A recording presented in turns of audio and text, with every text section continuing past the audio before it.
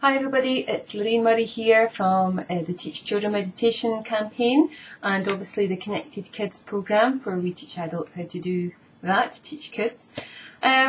So I've had a couple of weeks away in Italy. I've been teaching a lot in America. I'm off to Denmark soon to teach, so it's all go. As I find more and more people want to learn how to teach children meditation or find teachers who can do that. So I hope if you are interested in doing it that you've started, whether it's reading our book or other books or taking a class or coming on our programme. I just hope that you're starting to teach children meditation. But the purpose of this video blog, which I quite like to do now, is to really explore the whole area of emotions, because I know that can be a big issue for many people when they're working with children. I'm not going to give you all the answers in this because I just like to plant some seeds and to get you thinking about it and coming up with your own creative ideas. We may do a module for this at some point, an online one, but at the moment I'm just wanting you to think about it. Because I think that our emotional responses to life really are the fuel to our thoughts and also to the physical actions that we take. And as children, it's quite difficult to identify what emotions are or what they are feeling at that moment in time, which then causes a feeling of stress and which causes perhaps the child to cry or go into some form of stress response, and that can be very difficult for the adults around. I mean, if I'm really honest with you, I think there's many adults who may act in a very similar way, and I myself have found it really difficult when I've had a strong emotion to identify and even give a name to that emotion. But because of my meditation experience and I've been practicing for such a long time, I just find that I can use my meditation techniques, not even to name it, but just to sit with it and allow it to pass. Because that's the point, is to allow it to process and to pass.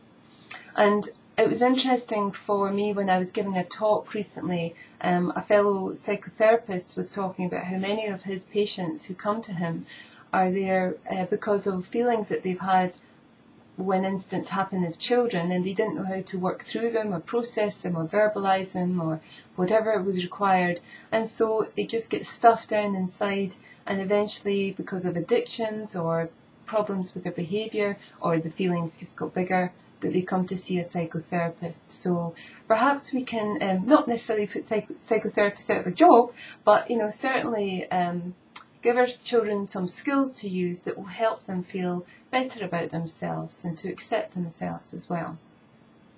So when we think about emotions, I think at first we've got children who are starting off really young.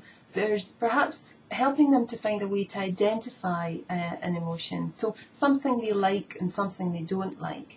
So it's not about giving it a specific name or tying it up into very complicated words, but just identifying something that they like and that they don't like. And that can be the first step, just recognising that and accepting it and honouring the feelings that they have and letting children know that that's okay to feel that too. It doesn't mean to say that they're always going to get their own way, and I'm not endorsing that, but what I mean is it's being heard. It's being heard and honoured and recognising when a child likes and doesn't like something. And I was thinking about the ways that we could help them to start to identify emotions, start to give them some shape and some identity and some colour. And usually the body is a really good barometer of emotions. So, when we have a feeling, we can notice where in our bodies we feel it. We can recognise that something makes us feel upset. Come into our body, where do we feel it? Can we place a hand on that part of our body? Can we give it a number of how intense it feels? So 0 is not intense at all and 10 is really intense. So we can give children a way to come into their bodies, to recognise it, and then give us an idea of how intense it is for them. And if they find it difficult to even give a number because of the age they are, they haven't encountered numbers, even just using the hands to say that's not intense at all, but that's really intense, then we start to get an idea of how it feels for them. And that can just be all it needs sometimes, is just to recognise it. And you as an adult can also use the same language as your children. So if you're feeling upset about something that maybe the way they're behaving is making you upset, you can get down on your knees and say to them, okay, well, this is where I feel it in my body, and this is how intense it feels for me when I see you so upset, or I see you so angry, or whatever it is that you're feeling just now. So then we start to have a kind of common language that we might have with our children. So coming into our bodies and recognising it can be a first step, which can be very helpful.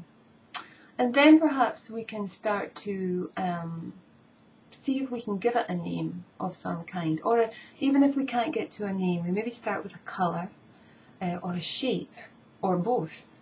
And so we identify where we feel it in our body, and then we give it a colour and perhaps a shape as well. Some children don't work very well with colours, so a shape, which is more left side of the brain because it's more geometric, might work better. And then therefore it gives it an identity, so we can recognise it, we can perhaps see it in our mind, or we know, we can even allow them to draw it. So again, it's another form of expression that they have. And then we can invite them to place their hand there on that part of their body if they're able to identify that. Or if not, just breathe in to their body if they can, or breathe into the shape, even if they're not quite sure where that is. Breathe into the colour. Or could they bring a different colour in that might help that colour change? Or maybe could they bring something into the shape that would help it become a little bit more loose and a little bit more relaxed. So finding a way to help them recognise it, but then start to breathe into it or bring different ideas and techniques in. So those are just a couple of ideas about starting to work with that. And as you start to teach your children meditation, you can then, start to bring in maybe different ideas that would work for them. So it may be they have a favourite cartoon, or they have a favourite superhero, or anything that is of interest to them, and how can we start to bring that kind of imagery in so that it can help them let go of that emotion or feeling. I mean, I've actually used meditations before. There's two I particularly like. One is where we take a child into meditation. I've used it with adults as well. And they're holding balloons that can be different colours or the same colour, and each one represents a different feeling, even if we're not sure what the feelings are. And then they give themselves permission to let go of the balloons. And as they let go of the balloons, you describe to them and imagine that the balloons go higher and higher into the sky until they become like tiny little pinpricks, and then they just disappear into the blue sky. And that can be very powerful in helping children to let go of very strong feelings. Another nice one to use is where you take children through an aeroplane, take them up into the sky, and at the back of the aeroplane there's a whole bunch of boxes and bags that represent heavy stuff in their life. And again, you just use imagery to suggest how they can release that out of the plane. I usually like to imagine there's a big red button, and then you can place something on the back of the plane and it shoots out every time they press the red button. And some things they will want to keep, and that's okay, and you can explain to them that's fine as well. You're accepting that feeling, you want to keep it, totally okay. So that's just some of the imagery that I would use for emotions. Also, drawing as well can be quite good, just helping children to recognise what they're feeling through the way that they draw. And then after they draw it, they can actually think about keeping it. If it makes them feel good, that's fine. If it doesn't, then releasing it by perhaps shredding it, or showing them how they can rip it into pieces and let go of it, or give it to you. Or perhaps as the adult you would take care of this, helping them to burn it outside safely somewhere, because again it's a form of, you're changing one form of energy of matter, which is paper and words, into another form which is ash, which we release. So that might be a nice way as well to kind of help children to let go of something that's bothering them. They could write it down if they don't want to draw it. In our level 2 classes, we do a lot of work with mandalas actually, and they're a very good way of helping to release emotions and things and thoughts into those. So if you were to come on one of our classes, it would be very nice to share that with you. Once children get a bit older and they start to identify emotions in a more, their range of vocabulary changes and becomes wider. So we go beyond just identifying in the body, and we start to say, it's not just a feeling of sadness, it's a feeling of grief perhaps, or a feeling of fear. I really like to touch into the bachelor rescue remedies. One of my friends, Lindsay Denham, has taught me a lot about those, and she has a nice website, bachelorconsultsonline.com, I think.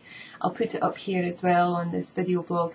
And there's 38 remedies, flower remedies, which match 38 different emotions.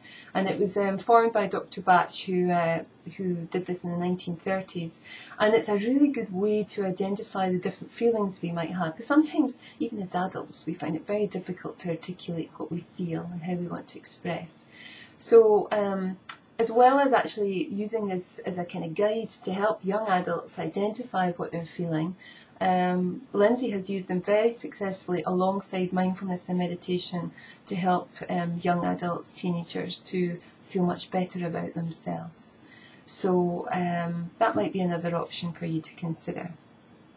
So I hope that this has given you a few ideas to start to work with teaching the meditation to all different age ranges, from the small to the much older. If you ever have a question or about this, or perhaps one of our courses or the books, then just drop me an email at info@teachchildrenmeditation.com. I'll do my very best to help. And please share this information with as many people as you can, because I'm a great believer that the more we teach children and young adults how to do this now, we're saving them such a lot of, we're saving them the real struggle of life that some of us have gone through, if we can teach them these life skills. So from my heart to yours, thank you so much for taking the time to listen to this video blog, and I'll see you next time. Bye for now.